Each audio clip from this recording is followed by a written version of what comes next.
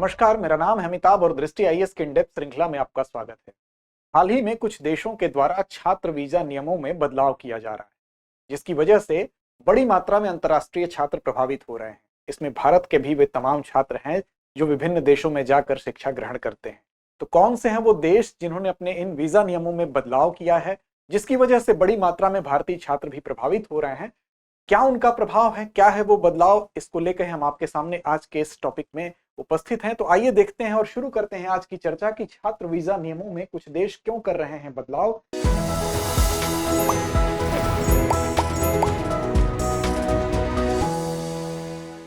इस संदर्भ को केंद्र में रखते हुए हम पहले देख लें कि इन बिंदुओं के अंतर्गत आज की चर्चा केंद्रित होगी। सबसे पहले बात खबर की करेंगे, ये चर्चा में क्यों है, इसको देखने के बाद हम बताएंगे क्या हो रहे हैं बदलाव, वो कौन से ऐसे बदलाव हैं, उनकी चर्चा होगी। फिर इसका प्रभाव क्या है, भारत के दृष्टिकोण से भी हम देखेंगे भारत के ऊपर इसका क्या प्रभाव है। फिर कुछ अन्य देशों पर भी नजर डालेंगे कि उनके दृष्टिकोण से या वहां जाने के मामले में भारत का क्या नजरिया रहा है, उसमें क्या बदलाव देखने को मिल रहा है। अंत में हम अभ्यास प्रश्न की तरफ चलेंगे और आपको बता दें सामान्य अध्ययन प्रश्न पत्र 2 और 3 दोनों ही लिहाज से ये संदर्भ आपके लिए महत्वपूर्ण है। बात अगर खबर की करें तो खबर द हिंदू की है, why are countries revising rules for foreign students. क्यों विदेशी छात्रों के लिए ये देश अपने नियमों में बदलाव कर रहे हैं, तो इसी संदर्भ को लेकर हमारी चर्चा है आज की। सबसे पहले देखते हैं चर्चा में क्यों है। तो चर्चा में होने का कारण ही यही है कि कुछ उच्च शिक्षा को लेके बदलाव हुए हैं। उच्च शिक्षा में जो एडमिशन होते थे, जो दाखिले होते थे, उनके नियमों में कुछ सख्ती की गई है। विशेष रूप से ये अंग्रेजी भाषी देश हैं और दो देशों को हम केंद्र में रखेंगे जिसमें कनाडा है और यूके है। इनके नियमों में ज्यादा सख्ती देखी गई है, जिसकी वजह से ये बात थोड़ी सी चर्चा हम करेंगे। भारतीय छात्रों के लिए कैसे ये प्रभावित होंगे भारतीय छात्र, इसको भी देखेंगे। साथ ही विश्वविद्यालयों में प्रवेश के लिए नियमों को कड़ा तो किया ही गया है और विशेष रूप से कनाडा की अगर बात करें तो कनाडा और भारत के संबंध हालिया दिनों में थोड़े से तल्ख देखे गए, तो उसके दृष्टिकोण से भी इसका मूल्यांकन करने की तरफ हम बढ़ेंगे। अब देखिए, बात अगर करें क्या हुए बदलाव, तो दिसंबर 2023 की बात है। दिसंबर 2023 में रिवाइज्ड रिक्वायरमेंट्स, अर्थात जो रिक्वायरमेंट्स होती हैं मिनिमम, उसको रिवाइज्ड करके रिवाइज्ड रिक्वायरमेंट्स जो है वो जारी की गई कनाडा के द्वारा। क्या उसमें किया गया, तो उसमें तर्क ये दिया गया कि हम अंतर्राष्ट्रीय जो छात्र हमारे यहाँ पढ़ने के लिए आते हैं, उन छात्रों की बेहतर सुरक्षा के लिए हमने ये बदलाव किए हैं। लेकिन उसका मूल क्या है वो बाद में हम विश्लेषण करेंगे। आपको बताएं कि इसमें एक विशेष प्रकार की निवेश राशि होती है जिसको गारंटी के रूप में जमा किया जाता है, जिसको कहा जाता है GIC, अर्थात गारंटीकृत निवेश प्रमाण पत्र, गारंटीड इन्वेस्टमेंट सर्टिफिकेट। तो इस गारंटीड इन्वेस्टमेंट सर्टिफिकेट की जो राशि थी, मिनिमम जितना जमा करना पड़ता था एक अंतर्राष्ट्रीय छात्र को कनाडा में पढ़ने जाने के लिए, उस राशि को बढ़ाकर जो पहले थी 10,000 कनाडाई डॉलर, इस 10,000 कनाडाई डॉलर की जो राशि है उसको बढ़ा दिया गया और वो बढ़ाकर कर दिया गया सीधे 20,635 कनाडाई डॉलर, अर्थात दुगुने से भी थोड़ा सा अधिक। इसको अगर रुपए में हम देखें तो 6.15 लाख रुपए के आसपास थी पहले, और ये बढ़कर लगभग 12.7 लाख रुपए के आसपास ये राशि हो गई। तो इसमें वृद्धि जो देखी गई वो सीधे दुगने से भी ज्यादा इसमें वृद्धि कर दी गई है। इसके अलावा जर्मनी और ऑस्ट्रेलिया की अगर बात करें तो वहां भी वृद्धि हमको दिखाई दी है, लेकिन 10% की वृद्धि ये जो दिखाई दी है वो सालाना के आधार पर बढ़ी है। वो वृद्धि थोड़ी धीरे दिखाई दी है, लेकिन इसकी तुलना में जो कनाडा की वृद्धि को देखते हैं तो एक बाय एक ये वृद्धि बहुत ज्यादा दिखाई देती है। देखिए, जर्मन वीजा की अगर बात कर लें तो मई 2023 तक 11,208 यूरो, अर्थात लगभग 10 लाख रुपए के बराबर था, इसको बढ़ा के किया गया। अब पूर्व में देखें इससे पहले कितना था, तो इससे पहले ये 10,000 यूरो के बराबर था। तो 10,000 से बढ़ के ये 11,208 यूरो या लगभग 10% के बराबर ही वृद्धि इसमें देखने को मिली है। तो ये बहुत ज्यादा नहीं है। वहीं यूके की बात करें तो यूके ने परिवर्तन क्या किया, तो यूके ने 2024 तक उसने क्या कर दिया कि जो अंतर्राष्ट्रीय छात्र यूके में जाते थे वो अब अपने साथ परिवार को लेके नहीं जा पाएंगे पढ़ने के लिए। उनके परिवार पर ले जाने पर प्रतिबंध लगा दिया गया। कोई मैरिड है, अगर कोई पति गया पढ़ने तो पत्नी नहीं जा सकेगी, पत्नी गई पढ़ने तो पति नहीं जा सकेंगे। ये प्रतिबंध यूके के द्वारा लगाया गया। अब देखिए, उच्च शिक्षा विशेषज्ञ जो हैं इन देशों के, विशेष रूप से कनाडा में, वो ये कह रहे हैं, उनका तर्क ये है कि कनाडा जो है वो एक महंगा शहर है और महंगे शहर के हिसाब से, महंगा देश होने के हिसाब से जो पहले GIC की राशि जमा की जाती थी 6.15 लाख, वो राशि बहुत कम थी। जो वित्तीय गारंटी के तौर पे GIC के रूप में जो पैसा लिया जाता था वो अपर्याप्त था, और इसमें पहले वो कम इसलिए रखा गया था क्योंकि वो अंतर्राष्ट्रीय छात्रों को आकर्षित करना चाहते थे। अब इस जीआईसी की सीमा को महसूस किया गया है कि ये काफी कम है, इसलिए अब वहां पर जो बढ़ती आवास की लागत है, मतलब जो रहने के लिए उसमें जो लागत लगती है, उसमें काफी वृद्धि देखी गई। साथ ही वहां की जो मुद्रास्फीति है, इन सब बातों को ध्यान में रखते हुए अचानक इतनी वृद्धि कर दी गई है।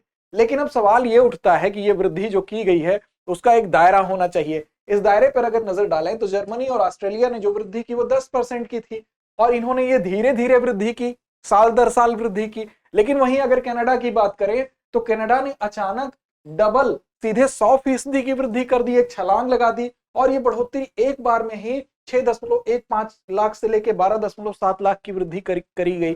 तो ये एक आनुपातिक वृद्धि का जो एक बाइक एक उछल के जाना है, ये एक सवाल खड़ा करता है कि आखिर इतनी तेज वृद्धि का कारण क्या है।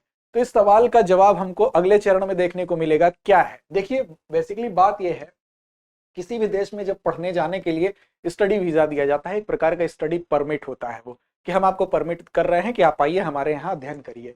तो जो स्टूडेंट वीजा दिया जाता था उसकी संख्या पर पहले नजर डालें।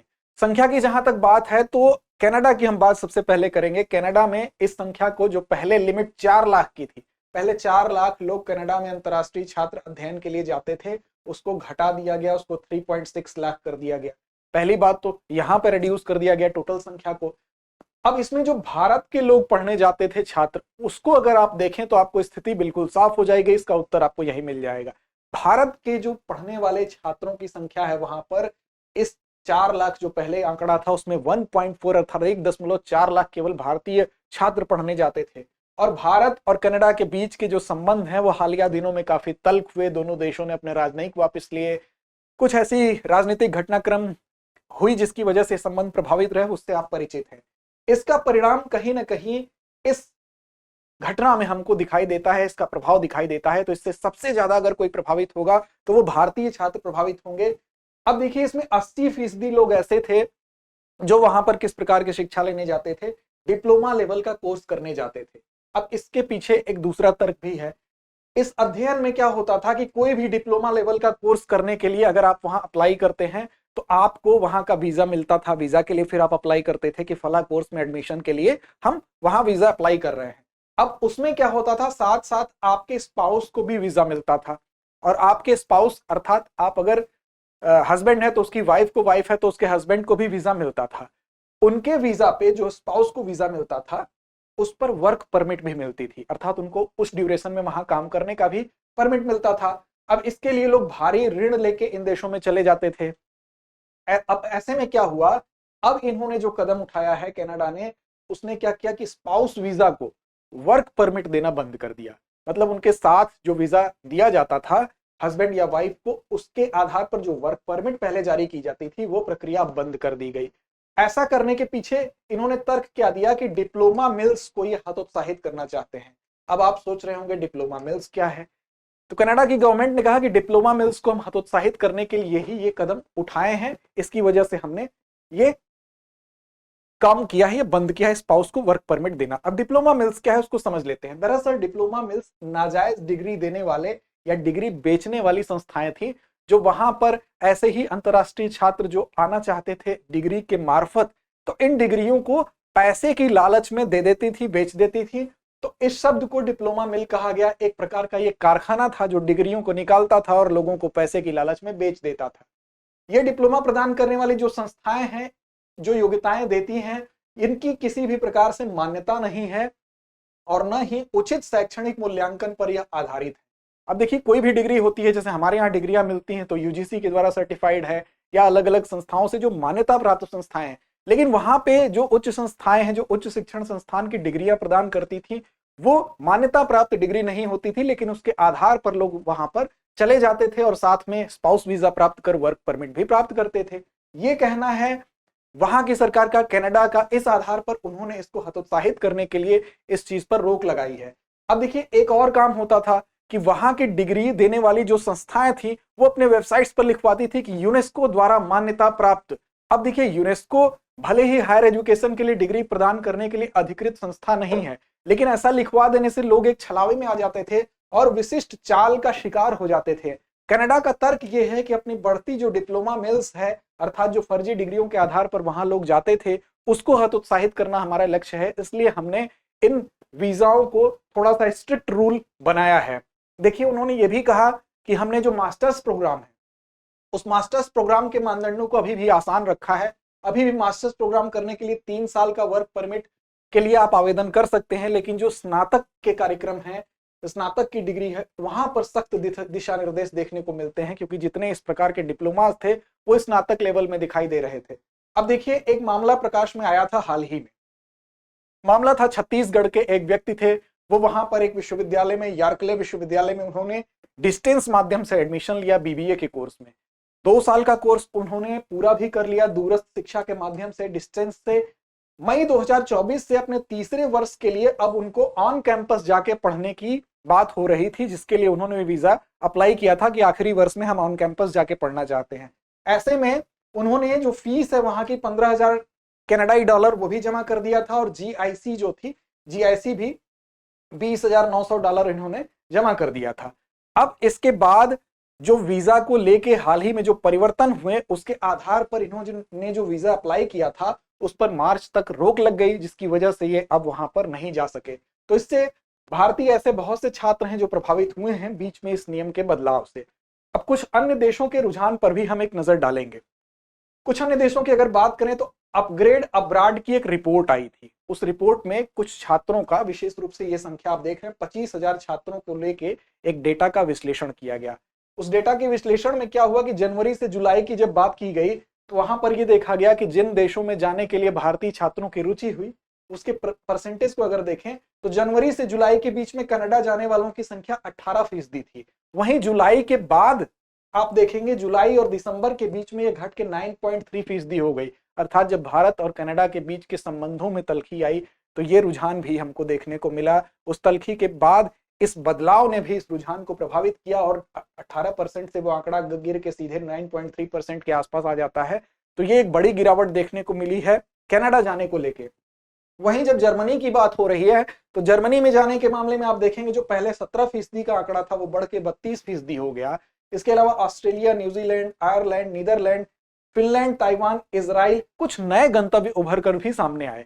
नए गंतव्यों में इसलिए सामने आए क्योंकि यहाँ की जो सरकार है वो भारतीय प्रतिभाओं को पहचानती है और इन प्रतिभाओं को अपने देशों में वो आकर्षित करना चाहती है, इसलिए इन देशों की तरफ रुझान अब हालिया दिनों में बढ़ा है। अब देखेंगे इन देशों के रुझान के बाद आप देखें वास्तव में इस पूरे घटनाक्रम में जो राशि जमा की जाती है, अर्थात जीआईसी की जो राशि होती है उसको दुगना किया गया। तो आपके मन में, आपके जहन में सवाल उठ रहा होगा कि जीआईसी की राशि क्या होती है। बेसिकली जो जीआईसी की राशि होती है वो होती है एक गारंटी के तौर पर, एक वित्तीय गारंटी के तौर पर एक राशि ली जाती है जो अंतर्राष्ट्रीय छात्र उस देश में पढ़ने जाता है। इसको वहां के बैंक में जमा कराया जाता है और जब आप वीजा के लिए अप्लाई करते हैं तो उससे 1 महीने पहले आपको इसको भी जमा करना पड़ता है।